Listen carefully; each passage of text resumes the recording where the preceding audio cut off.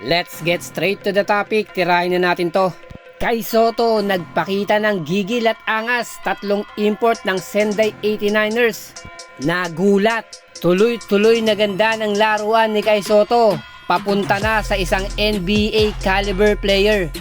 Bagamat talo na naman ang Koshigaya Alpas, pero still napanatili ni Kai Sotto yung ganda ng kanyang laruan in terms of figures and performance, na isa lang putong senyales na papalapit na yung Kai Sotto sa isa pong NBA caliber player, na ilang sunod na rin po itong nakapagtala ng double figures, na pwede na natin ma-compare po sa isang NBA player yung mga galawan ngayon ni Kai Sotto.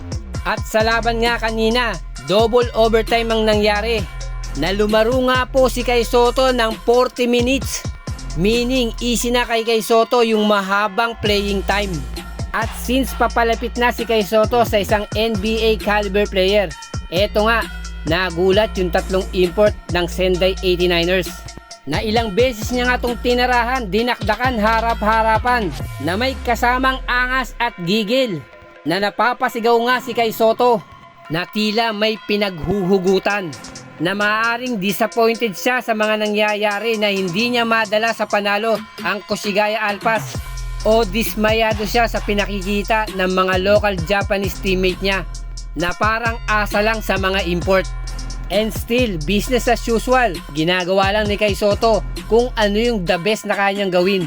Namalay po natin kung magpapatuloy yung ganitong scoring ni Kai Sotto at performance. Malay nyo, hindi malayong makuha niya yung MVP ng bilig ng Japan.